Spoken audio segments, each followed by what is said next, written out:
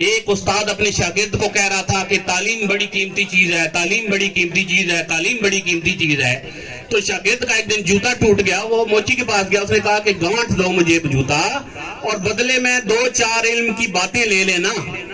تو آگے سے موچی نے کہا کہ باتیں علم کی اپنے پاس ہی رکھو، میں نے بچے پالنے ہیں، مجھے پیسے دو جوتا گانٹھنے کے.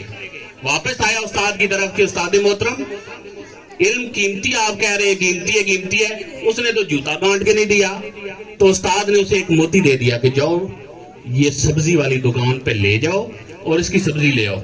سبزی فروش کے پاس جب وہ گیا تو سبزی والے نے کہا کہ ٹھیک ہے رکھ جاؤ، 2-4 لیمو لے جاؤ. اس نے کہا نہیں، موتی واپس کرو. استاد نے کہا تھا کہ واپس لے کے آنا، صرف اس کی قدر جاننا.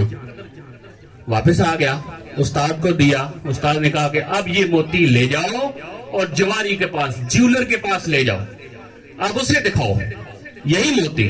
وہی موتی لے کر جب وہ جیولر کے پاس گیا، اسے کہا تو وہ اس کو موتی کو دیکھتے ہوئے ورطہ حیرت میں وہ پڑ گیا کہ یار یہ موتی تو کہاں سے لے آیا ہے؟ میں اگر اپنی پوری دکان کا پورا سونا تمہیں دے دوں، جتنے ہیرے جواہرات ہیں سارے دے دوں، حتیٰ کہ اپنی دکان بھی دے دوں، تو پھر بھی اس موتی کی قیمت ادا نہیں ہوتی. یہ اتنا قیمتی موتی ہے. اب وہ اسے کہا نہیں بیچنا نہیں ہے، بس استاد نے کہا تھا اس کی قدر جان کے واپس لے آنا.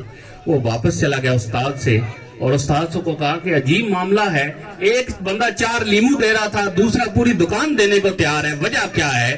تو استاد نے کہا کہ بیٹا علم کی قدر جاننے کے لیے بھی آگے لوگوں کا ہیرا شناس ہونا بڑا ضروری ہے.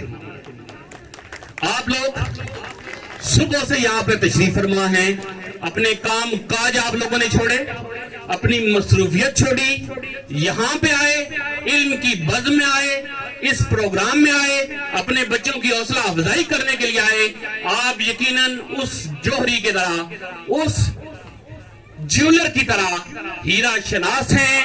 آپ نے اپنے وقت کی بہت اچھی قدر کی ہے، بہت اچھی ایکٹیویٹی میں آپ نے اپنا وقت گزارا ہے. ہمیں بھی یہ سعادت حاصل ہوئی ہے کہ اس علمی محفل میں اور ان بچوں کی حوصلہ افزائی کرنے کے لیے ہم یہاں تشریف لائے ہیں. میں اپنے بھائی چودھری قاسم کو بہت بہت مبارکباد پیش کرتا ہوں. بڑے اچھے انداز سے انہوں نے پروگرام جو ہے وہ منعقد کیا.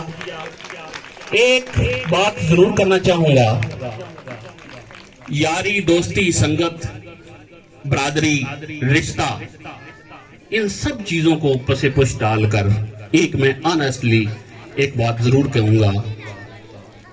ایک لمحے کے لیے بھول جاتا ہوں کہ قاسم میرا بھائی ہے، چوئی صاحب سے میرا نسلوں کا تعلق ہے، اس کو میں بھول جاتا ہوں.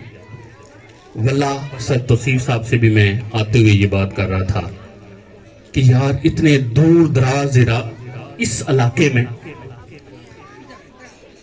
مندرہ چکوار